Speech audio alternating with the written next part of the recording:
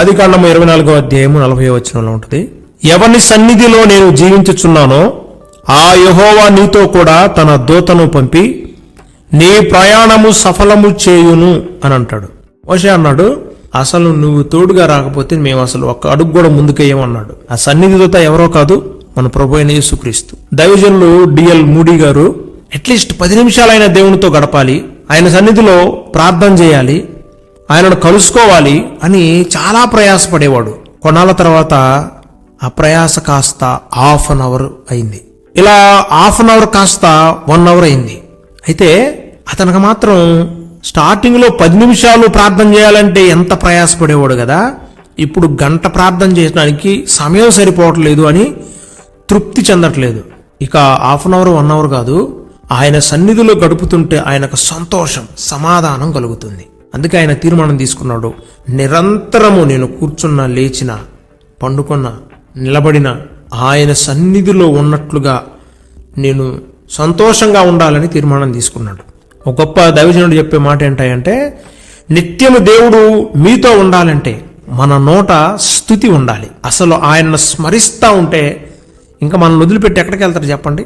పాత నిబంధన గ్రంథంలో మనకి దేవుని మందసం కనిపిస్తుంది. ఇశ్రాయేలు ప్రజలు ఎక్కడికెళ్ళినా దేవుని మందసాన్ని తీసుకెళ్తారు. చివరికి యుద్ధానికి వెళ్ళినా గానీ దేవుని మందసమును వెంట పెట్టుకుని వెళ్తారు. వారికి ఉన్న సెంటిమెంట్ ఏంటంటే, దేవుని మందసం మాత్రం ఉంటే విజయం వస్తుంది అనుకుంటారు, కానీ వారి హృదయాలు మాత్రం దేవునికి దూరంగా ఉంటాయి. దేవుని హత్తుకున్నప్పుడు విజయాలు వస్తాయి, దేవునికి దూరంగా జరిగినప్పుడు వారికి అపజయాలు వచ్చాయి.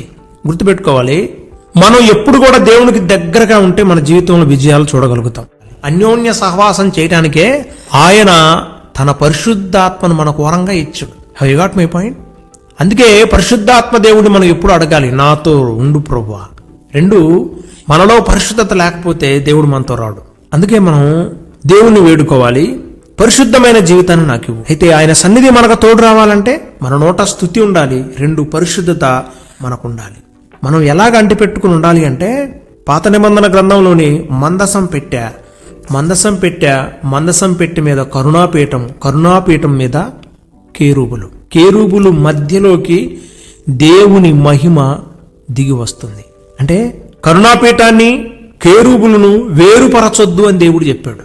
నకీషీ పనిగా తయారు చేయమన్నాడు.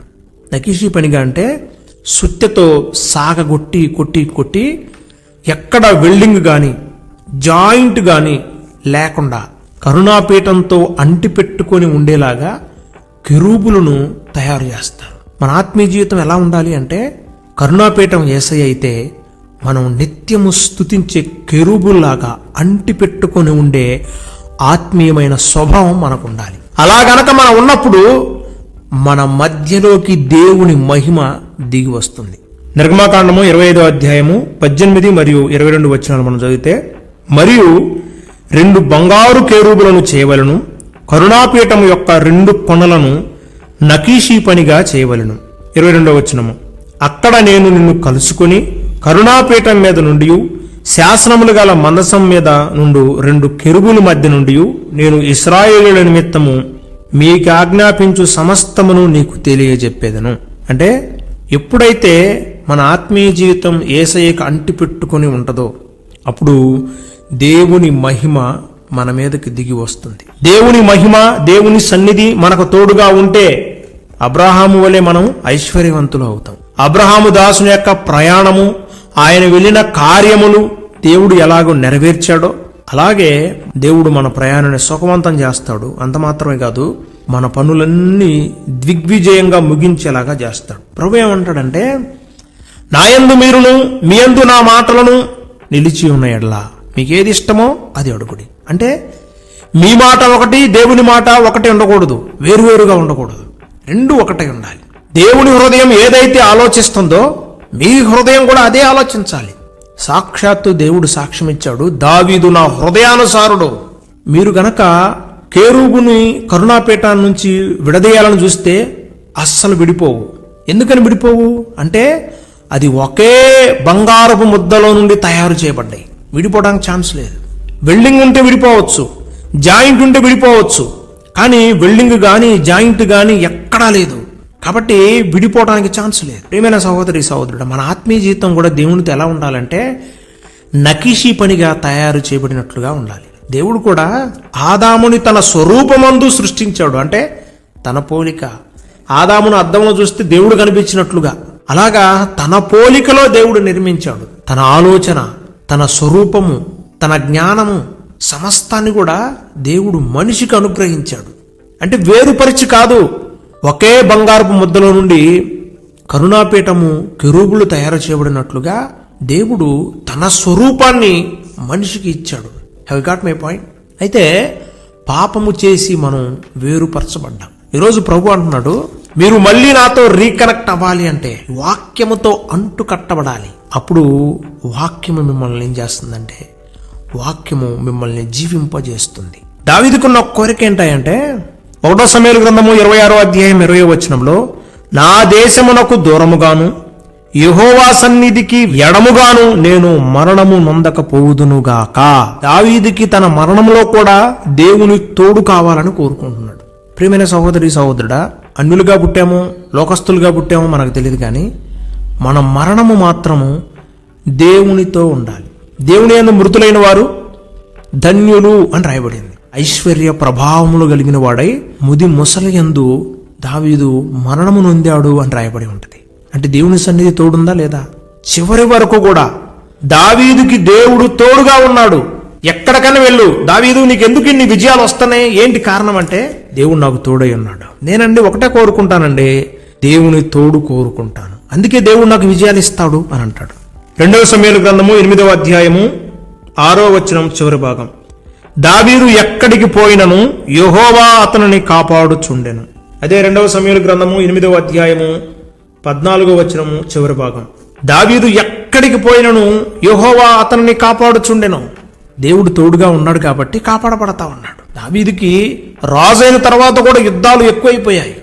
ఏ యుద్ధంలోకి వెళ్ళినా యుద్ధములో జయం. దావీదు రాజయ్య ముందు అన్నాడు, ప్రభువా సౌలు చనిపోయాడు కదా, మరి నేను ఇప్పుడు ఎక్కడికి వెళ్ళమంటారు అని అడిగాడు. ప్రభు ఏమని చెప్పాడు తెలుసా? హెబ్రోన్కి వెళ్ళు అని అన్నాడు. హెబ్రోన్ అర్థం ఏంటో తెలుసా? దేవునితో సహవాసం. 2వ సమూయేలు గ్రంథము 2వ అధ్యాయము 1-2 వచనాల్లో, నేను పోవలసిన స్థలమేదని దావీదు మనవి చేయగా హెబ్రోనుకు పొమ్మని ఆయన సెలవిచ్చెను. కాబట్టి హెబ్రోనుకు వెళ్ళిన తర్వాత యోధా ప్రజలందరూ వచ్చి దావీదునకు పట్టాభిషేకము చేసిరి. దేవునితో సహవాసం చేస్తే నువ్వు ఏ స్థితిలో ఉన్నా నా ప్రభు నిన్ను ఉన్నతమైన స్థితిలో నిలబెడతాడు. హెబ్రోను అంటే సహవాసం.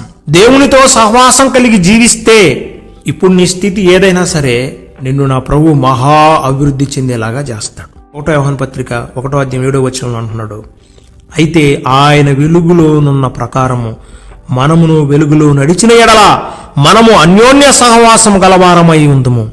అన్యోన్య సహవాసాన్ని అడుగుతున్నాడు. ఎలాగా? కెరూబులు కరుణాపీఠంతో కలిగి ఉన్న అన్యోన్య సహవాసం. అంటే నకిషీ పనిగా ఒకే బంగారపు ముద్దలో నుండి తయారు చేయబడినట్లుగా అటువంటి అన్యోన్య సహవాసం కలిగి మనం ఉంటే అప్పుడంట ఆయన కుమారుడైన యేసు రక్తము ప్రతి పాపము నుండి మనల్ని పవిత్రులుగా చేస్తుంది. ఇప్పుడు యేసు రక్తము మనల్ని పవిత్రులుగా చేస్తే మనం పవిత్రులం అయిపోతాం. పవిత్రత ఎక్కడుంటుందో ప్రభు అక్కడ ఉంటాడు. ప్రభు ఎక్కడుంటాడో అక్కడ ఆశీర్వాదాలు ఉంటాయి. అప్పుడు మన ప్రయాణం సుఖవంతంగా నడుస్తుంది. మనం తలపెట్టే కార్యాలు అద్భుతమైన ఫలితాలు ఇస్తాయి. నువ్వు బిజినెస్ ప్రారంభించినా, క్రొత్త ప్రాజెక్టు ప్రారంభించినా దిగ్విజయంగా విజయాన్ని సాధిస్తావు. అపోస్తలుడైన పౌలు గారు 1వ తెస్సలోనికీయులకు రాసిన పత్రిక 5వ అధ్యాయం 10వ వచనంలో అంటాడు, మనం మేలుకొని ఉన్నను, నిద్రించుచున్నను, తనతో కూడా జీవించుచున్నాము అని అంటాడు. యెషయా గ్రంథం 26వ అధ్యాయం 12వ వచనంలో ఉంటుంది, యెహోవా నీవు మాకు సమాధానము స్థిరపరచుదువు, నిజముగా నీవు మా పక్షమున ఉండి మా పనులన్నిటినీ సఫలపరచుదువు అని అన్నాడు భక్తుడు. ఎప్పుడు మన పక్షమున ఉండి మన పనులన్నీ ఎలా సఫలం చేయగలడు? ఎప్పుడయ్యా అంటే ఆయన సన్నిధి మనకు తోడుగా ఉంటే మనకు సమాధానం ఇస్తాడు. మన పక్షము నుండి మన పనులన్నీ కూడా సఫలపరుస్తాడు. ఈరోజు నీకు ఒక ప్రశ్న, ఎవరితో సహవాసం చేస్తున్నావు? దేవునితోనా, లోకంతోనా? దావీదు గారు 1వ కీర్తనలో అన్నాడు, ఎవరైతే వాక్యముతో అన్యోన్య సహవాసం చేస్తారో వాడు ఎలా ఉంటాడు తెలుసా? నీటి ఊట పక్కన నాటబడిన చెట్టు ఎలా ఉంటుంది? నిత్యము పచ్చగా ఉంటుంది, తన కాలముందు ఒక పంట కాదు, సంవత్సరానికి 3 పంటలిచ్చే చెట్టుగా అభివృద్ధి చెందింది. అయితే ఈరోజు మనం ఎవరితో సహవాసం కోరాలి? ఆ నీటి ఊట ఎవరో కాదు, పరిశుద్ధాత్మ దేవుడు. ఈరోజు మనం పరిశుద్ధాత్మ దేవుని యొక్క అన్యోన్య సహవాసం మనం కోరుకుంటే, మనం ఆ చెట్టు ఏ విధంగా అయితే ఫలించి వృద్ధి చెందిందో అలాగే మనం కూడా ఫలిస్తాం, వృద్ధి చెందాం. మనం మాత్రమే కాదు, దావీదు వలె మనము, మన కుటుంబము, మన పిల్లలు దేవుని సన్నిధిలో ఒలీవల మొక్కల వలె వృద్ధి చెందుతాం. అట్టి కృప భాగ్యం దేవుడు మనందరికీ దయచేయునుగాక. ఆమేన్.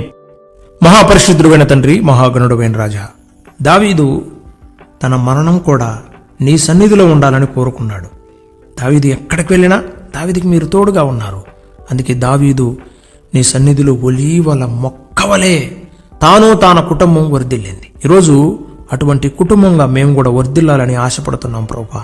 కెరూబులు కరుణాపీఠాన్ని అంటిపెట్టుకొని నిత్యము స్తుతి చేస్తున్నట్లు మా నోట స్తుతి ప్రభువా. నీతో అన్యోన్య సహవాసం కలిగి ఉంటే మాకు పవిత్ర జీవితం లభిస్తుంది. నీ సన్నిధి మాతో ఉంటే మా పనులన్నీ సఫలమవుతాయి. మాకు నీవు సమాధానాన్ని స్థిరపరుస్తావు. అంత మాత్రమే కాదు, మా ప్రయాణము సుఖవంతం చేస్తావు. దయచేసి ఈరోజు చేతులెత్తిన బిడ్డలందరూ జ్ఞాపకం చేసుకోండి. ఆయన తలపెట్టు కార్యాలన్నింటిలో జయాన్ని ఇవ్వండి. మీరే తోడుగా ఉండండి. హెబ్రోనుతో సహవాసం చేసినప్పుడు దావీదు రాజు అయ్యాడు. ఆయన నీతో సహవాసం చేస్తే ఎవరైనా నువ్వు ప్రభువా ఏ స్థితిలో ఉన్న ఉన్నతమైన స్థితిలో నిలబెడతావు. ఈరోజు ఆయన హెబ్రోన్ లాంటి నీతో సహవాసం చేసే కృపని మాకు దయచేయండి. పరిశుద్ధాత్మ దేవునితో అన్యోన్య సహవాసం కలిగి బ్రతుకున్నట్లుగా చేతులెత్తిన బిడ్డలందరినీ దీవించి ఆశీర్వదించి ఫలింపచేయండి. రక్షణ మారు మనసు లేని బిడ్డలకు రక్షణ మారు మనసునివ్వండి. రక్షణలో ఉన్న బిడ్డలు ఫలించి వృద్ధి చెందుదురుగాక. అప్పుల సమస్యలు, ఆర్థిక సమస్యలు, కుటుంబ సమస్యలు, వ్యక్తిగత సమస్యలు, కోర్టు సమస్యలు, అనారోగ్య సమస్యలతో సతమతమవుతున్న బిడ్డలకు యేసు నామమున విడుదలనివ్వండి. నీ సన్నిధిని మా బిడ్డలకు తోడుగా ఉంచండి. గర్భఫలం లేని బిడ్డలకి ఆయన దర్శించండి. గర్భద్వారాలు తెరవండి. సంతానాన్ని ప్రసాదించండి. అయా వివాహం కొరకు ఎదురు చూస్తున్న బిడ్డలున్నారు. పరిశుద్ధమైన వివాహం మీరు జరిపించుదురుగాక. ఆయన ఈ యొక్క సంవత్సరాంతపు దినాల్లో మేము ఉన్నాము. దయచేసి మా బిడ్డలందరినీ మీరు దర్శించండి. పాప క్షమాపణ దయచేయమని అడుగుతున్నాము. నిత్యము కృతజ్ఞతాస్తుతులు చెల్లించే వరాన్ని మా బిడ్డలకు దయచేయమని అడుగుతున్నాం. బిడ్డలు చదువుకుంటున్నారు, చిన్న బిడ్డలు యవన కాలంలో ఉన్నారు. ఆయన జ్ఞానమునందు, వయసునందు, దేవుని దయందు, మనుషుల దయందు వర్ధిల్లుదురుగాక. విద్యావంతులుగా, జ్ఞానవంతులుగా అభివృద్ధి చెందుదురుగాక. అధికారులుగా, నాయకులుగా, పాలకులుగా మా ప్రజలు, మా బిడ్డలు నాయన దేశాన్ని ఏలుదురుగాక. దయచేసి జ్ఞాపకం చేసుకోండి. యవన కాలంలో నాయన నీ కాడిని మోసే కృపని మా బిడ్డలకి దయచేయమని అడుగుతున్నాం. నీ సన్నిధి కాంతి, నీ ముఖ కాంతి అయా మా బిడ్డలపై ప్రకాశింపచేయమని అడుగుతున్నాం. పరిశుద్ధుడా అయా నాయన అనారోగ్యంతో మంచానికి అంటిపెట్టుకున్న బిడ్డలని విడిపించండి, స్వస్థపరచండి. నాయన హరిపాదం మొదలకు నడినెత్తి వరకున్న బలహీనతల నుంచి విడిపించండి. సొంత గృహాలు లేని బిడ్డలకి దయచేసి నా ప్రభా అయా సొంత గృహాలు ఇవ్వండి. పరిశుద్ధుడైన తండ్రి, మా బిడ్డలు చేస్తున్న ఉద్యోగాలు, వ్యాపారాలు, చేతువృత్తుల్ని అభివృద్ధి పరచండి. నాయన మీకు స్తోత్రములు ప్రభా. ఎవరైతే నాయన అప్పు ఇచ్చి అయా నాయన అది తీసుకోలే ఆయన ఇబ్బందులు పడుతున్నారో దయచేసి నాయన వారు ఎవరికైతే ఇచ్చారో వారు తిరిగి ఇచ్చినట్లుగా వారి యొక్క హృదయాలను తెరవమని అడుగుతున్నాము. మా బిడ్డలు చేస్తున్న ప్రయాణాల్లో తోడుగా ఉండండి. ప్రయాణాలను సుఖవంతం చేయమని అడుగుతున్నాం. రాకపోకల్లో తోడుగా ఉండండి, బలపరచండి. అయా నాయన నీ సన్నిధితో నాయన మమ్మల్ని అందరినీ బలపరచమని అడుగుతున్నాం. ఈరోజు మేము చేయబోయే ప్రతి పనిలో, పరిచర్యలో, ప్రార్థనలో, ప్రయాణాల్లో, ప్రయత్నాల్లో మాకు తోడుగా ఉండండి. మాకు జయ జీవితాన్ని ఇవ్వమని అడుగుతున్నాం. అయా పరిచర్య చేస్తున్న బిడ్డలున్నారు, సేవ చేస్తున్న బిడ్డలున్నారు. సేవ వృద్ధి పొందించమని అడుగుతున్నాం ప్రభా. బైబిల్ స్టడీ చేస్తున్న బిడ్డలను దర్శించండి. అయా మీరే వారితో మాట్లాడి బలపరచండి. ప్రార్థిస్తున్న బిడ్డలు, ఉపవాసం చేస్తున్న బిడ్డలు, జాగారం చేస్తూ నీ సన్నిధిలో గడుపుతున్న బిడ్డలు 30 60 100 నీ సన్నిధులు వృద్ధి చెందుదురుగాక. దావీదు వలె ఆయన వారికి తోడుగా ఉండి అయా నీ సన్నిధిలో వారిని నాయన ప్రకాశింపచేయుదుగాక. నీ సన్నిధి కాంతి, ముఖ కాంతి నాకు, మాకు, మా అందరికీ ఈ పరిచర్యకు తోడయుండి బలపరచునుగాక. సమస్త మహిమా ఘనతా ప్రభావములు మీకే ఆరోపిస్తూ యేసుక్రీస్తు నామములో అడిగి వేడుకొని పొంది ఉన్నాము తండ్రి. ఆమేన్. మన తండ్రి అయిన దేవుని ప్రేమ, ఆయన కుమారుడైన ప్రభు అయిన యేసుక్రీస్తు వారి దివ్య కృప, పరిశుద్ధాత్మని అన్యోన్య సహవాసము కూడి వచ్చిన మీకును మీ కుటుంబాలకును ఈ ప్రార్థనలో ఏకీభవించిన మనందరికీ సకల పరిశుద్ధులకు సార్వత్రిక సంగమునకును సదాకాలము తోడయుండి నడిపించునుగాక. ఆమేన్.